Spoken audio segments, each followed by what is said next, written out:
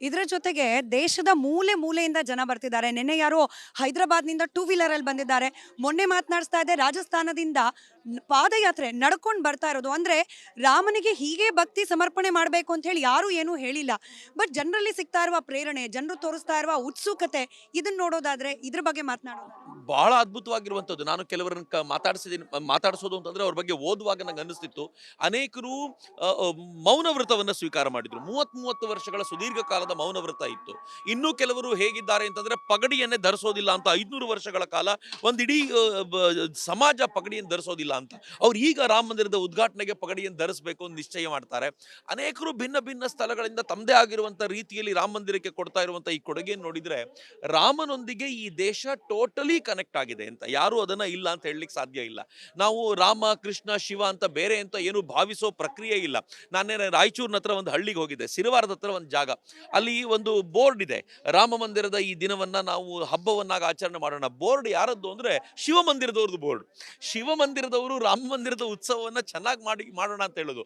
ಯಾವ ಪರಂಪರೆಯನ್ನ ಭಾರತ ಹೇಳಿತ್ತಲ್ಲ, ಏಕಂ ಸತ್ ವಿಪ್ರಾಹ ಬಹುಧಾ ವದಂತಿ ಅಂತ, ಒಂದೇ ಸತ್ಯವನ್ನ ಬಲ್ಲವರು ಬೇರೆ ಬೇರೆ ರೂಪದಲ್ಲಿ ಹೇಳ್ತಾರೆ ಅಂತ, ಅದನ್ನ ರಾಮ ಮಂದಿರದ ಈ ಸಂದರ್ಭದಲ್ಲಿ ನಾವು ಸಮರ್ಥವಾಗಿ ಅದನ್ನ ಬಳಸ್ಕೊಳ್ಳಿಕ್ ಸಾಧ್ಯವಾಗಿದೆ ಅಂತ ನನ್ಗನ್ಸುತ್ತೆ. ಗೊತ್ತಿಲ್ಲ, ರಾಮ ಇಡೀ ಭಾರತವನ್ನು ಹೊಸ ರೂಪದಲ್ಲಿ ನಮಗೆ ತೋರಿಸ್ಕೊಡ್ತಾ ಇದ್ದಾನೆ ಅಂತ ನನ್ಗನ್ಸುತ್ತೆ.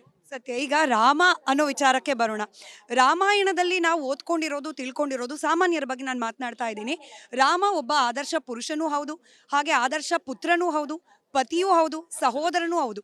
ಈ ರೀತಿಯಾಗಿ ಅಂದ್ರೆ ಒಬ್ಬ ಮನುಷ್ಯನಾಗಿ ಜೀವಿಸಿ ಮನುಷ್ಯನ ಜೀವನದ ಕ್ರಮ ಯಾವ ರೀತಿ ಇರಬೇಕು ಅಂತ ತಿಳಿಸಿಕೊಟ್ಟಾತ ರಾಮ. ಅಂಥ ಆದರ್ಶಗಳನ್ನ ಈ ದಿನಗಳಲ್ಲಿ ಅಳವಡಿಸ್ಕೊಳ್ಬಹುದೇ ಸಾಮಾನ್ಯರು?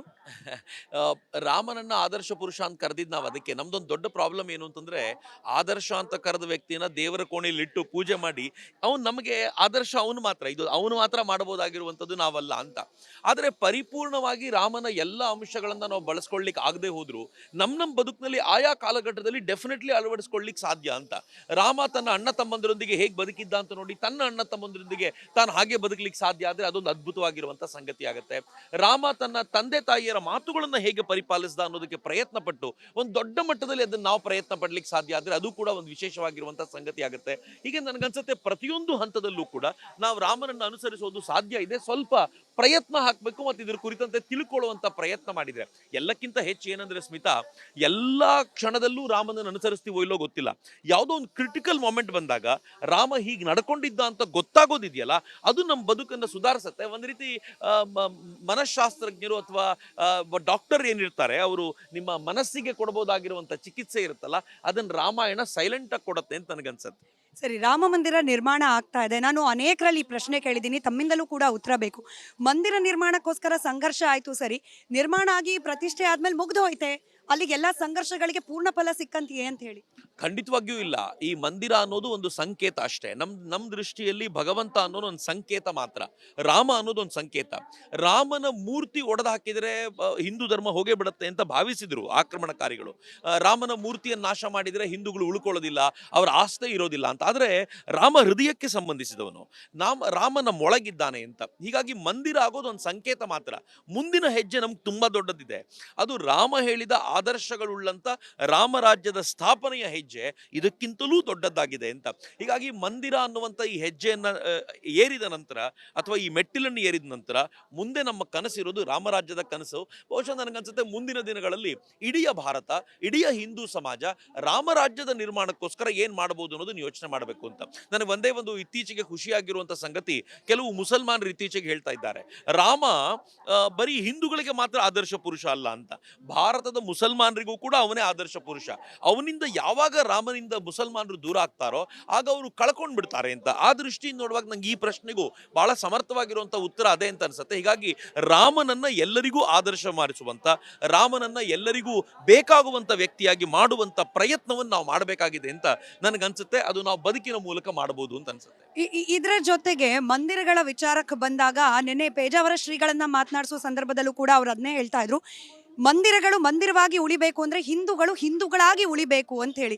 ನೀವು ಈ ಮಾತನ್ನ ಯಾವ ರೀತಿ ಅರ್ಥ ಮಾಡ್ಕೊಳ್ತೀರಿ? ಹಾಗೆ ವಾಕ್ ಮಾಡ್ತಾರೆ.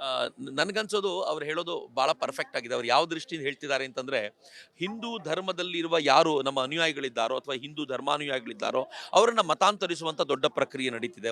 ಒಂದ್ ಕಡೆ ಇಸ್ಲಾಮಿನ ಆಕ್ರಮಣ ನಡೀತಿದೆ, ಇನ್ನೊಂದು ಕಡೆ ಕ್ರಿಶ್ಚಿಯಾನಿಟಿಯ ಆಕ್ರಮಣ ನಡೀತಾ ಇದೆ. ಇವೆಲ್ಲದರ ನಡುವೆ ನಾವು ಹಿಂದೂಗಳನ್ನು ಉಳಿಸ್ಕೊಳ್ಳೋದು ದೊಡ್ಡ ಸವಾಲಾಗಿದೆ.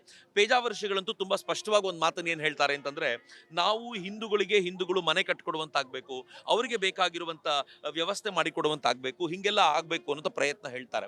ಭಾರತದ ಮೇಲೆ ನಡೀತಾ ಇರುವಂತ ಈ ಆಕ್ರಮಣಗಳನ್ನು ನೋಡಿದ್ರೆ ನಮ್ಗಿವತ್ತು ಈ ಸಮಾಜವನ್ನು ಉಳಿಸ್ಕೊಳ್ಳುವಂಥದ್ದು ಅಗತ್ಯ ಇದೆ. ಆದ್ರೆ ಇವತ್ತು ನಂಗೆ ಗೊತ್ತಿಲ್ಲ ಇದು ಯಾರು ಹೇಗೆ ನೋಡ್ತಾರೋ ಅಂತ, ರಾಮನ ಮಂದಿರ ನಿರ್ಮಾಣ ಆಗ್ತಾ ಇರುವಾಗ ಯಾವ್ಯಾವ ಭಿನ್ನ ಭಿನ್ನ ಜಾತಿ ಅಂತ ನಾವು ಹೇಳ್ತಿದ್ದೋ ಅವ್ರ ಜೊತೆಲಿ ಬರ್ತಿರೋದು ನೋಡಿದ್ರೆ ಇಷ್ಟು ವರ್ಷಗಳ ಈ ಮತಾಂತರಿಗಳ ಪ್ರಯತ್ನ ಏನಿತ್ತು ಅದೆಲ್ಲ ಸತ್ತೋಗಿದೆ ಅಂತ ನನ್ಗನ್ಸುತ್ತೆ. ಈಗ ಎಷ್ಟೋ ಜನ ಈಗ ಮರಳಿ ಮತ್ತು ನಾವು ಮಾತೃಧರ್ಮಕ್ಕೆ ಬರ್ತೀವಿ ಅಂತ ಅವರಾಗೆ ಹೇಳಿದ್ರೆ ನಾವ್ ಯಾರು ಆಶ್ಚರ್ಯ ಪಡಬೇಕಾಗಿಲ್ಲ ಸ್ಮಿತಾ. ನನಗೆ ನೋಡಿದಾಗ ಹಂಗನ್ಸುತ್ತೆ, ಇವತ್ತು ಇಲ್ಲಿ ಬರೋಂಥ ಈ ಲಕ್ಷಾಂತರ ಜನ ಇದ್ದಾರಲ್ಲ, ಇವರು ವಾಪಸ್ ಊರಿಗೆ ಹೋಗ್ಬೇಕಾದ್ರೆ ಒಂದು ಸಂದೇಶವನ್ನು ತೆಗೆದುಕೊಂಡು ಹೋಗ್ತಾರೆ. ಮತ್ತು ತುಂಬಾ ಜನ ಮಾತಾಡ್ತೀವಲ್ಲ ನಾವು, ನಮ್ಮ ಹಿಂದೂ ಧರ್ಮದಲ್ಲಿ ಜಾತೀಯತೆಯ ಸಮಸ್ಯೆ ಇದೆ, ಮುಟ್ಟಿಸ್ಕೊಳ್ಳೋದಿಲ್ಲ, ದೂರ ಇಡ್ತೀವಿ ಅಂತ. ಇಲ್ಲಿ ನಿಂತ್ಕೊಂಡು ನೀವು ನೋಡಿದ್ರೆ ಇದರಲ್ಲಿ ಯಾರು ಬ್ರಾಹ್ಮಣ, ಯಾರು ಲಿಂಗಾಯತ, ಯಾರು ಒಕ್ಕಲಿಗ, ಯಾರು ಯಾದವ ಸಮಾಜಕ್ಕೆ ಸೇರಿದವನು, ಯಾರು ಮರಾಠ ಸಮಾಜಕ್ಕೆ ಸೇರಿದವನು ಹುಡುಕ್ಲಿಕ್ಕೆ ಸಾಧ್ಯ ಆಗೋದಿಲ್ಲ ಅಂತ. ಎಲ್ಲರೂ ಜೊತೆಲಿ ನಿಲ್ತಾರೆ. ಈಗ ಪ್ರಸಾದಕ್ಕೆ ನಿಂತ್ಕೊಳ್ತಾರೆ, ಈಗ ದೇವರ ದರ್ಶನಕ್ಕೆ ಅಂತ ಒಂದು ಲೈನ್ ನಿಂತ್ಕೊಳ್ತಾರೆ, ಮಧ್ಯೆ ಒಂದು ಆರತಿಗೋಸ್ಕರ ಎಲ್ಲರನ್ನು ಬಿಡ್ತಾರೆ. ಅದನ್ನ ನೋಡ್ಲಿಕ್ಕೋಸ್ಕರ ಲೈನ್ ನಿಂತ್ಕೊಂಡು ದರ್ಶನ ತಗೊಳ್ಳುವಾಗ ಯಾವ ಜಾತಿಯವನು ಅಂತಿಲ್ಲ. ಮತ್ತೆ ಈ ರಾಮ ಮಂದಿರ ಅಂತೂ ಎಂತ ಆದರ್ಶವಾದ ರಾಮ ಮಂದಿರ ಆಗ್ಲಿಕ್ಕಿದೆ ಅಂತಂದ್ರೆ, ಮುಂದಿನ ದಿನಗಳಲ್ಲಿ ಇಲ್ಲಿ ಪೂಜೆ ಮಾಡುವಂತವನು ಇಂಥ ಜಾತಿಗೆ ಸೇರಿದವನಾಗಿರ್ಬೇಕು ಅಂತಿಲ್ಲ. ಅವರನ್ನ ಹಾಗೆ ಯೋಚನೆ ಮಾಡ್ತಾರೆ.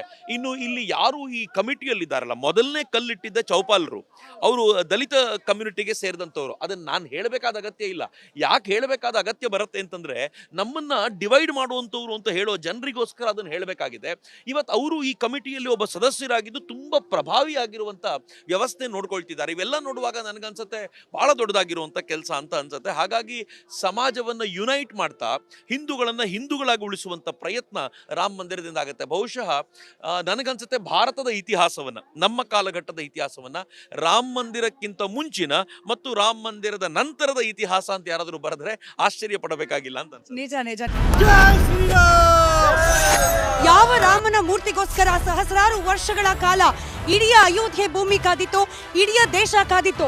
ಈ ಒಂದು ಲಾರಿಯಲ್ಲಿ, ನನ್ನ ಪಕ್ಕದಲ್ಲೇ ಇರುವ ಲಾರಿಯಲ್ಲಿ ರಾಮನ ವಿಗ್ರಹವನ್ನ ಇಡಲಾಗಿದೆ. ರಾಮಲಲ್ಲನ ವಿಗ್ರಹವನ್ನ ಇರಿಸಿ ಮೆರವಣಿಗೆಯನ್ನ ಮಾಡಲಾಗ್ತಾ ಇದೆ. पूरे भारतवर्ष को नहीं, पूरे दुनिया को राम बनाना है और 22 जनवरी को पूरे विश्व में दिए जलाने हैं. जय जय श्री राम. ಕನ್ನಡಿಗ ಶಿಲ್ಪಿ ಅರುಣ್ ಯೋಗಿರಾಜ್ ಅವರ ಕೈಯಲ್ಲಿ ಮೂಡಿರುವ ರಾಮಲಲ್ಲನ ವಿಗ್ರಹ जय श्री राम. ಗಮನಿಸಬಹುದು. ದಾರಿಯುದ್ದಕ್ಕೂ ಕೂಡ ರಾಮ ಭಕ್ತರ ಜಯಘೋಷದ ಜೊತೆಯಲ್ಲೇ ಸಾಗ್ತಾ ಇದೆ ಮೆರವಣಿಗೆ.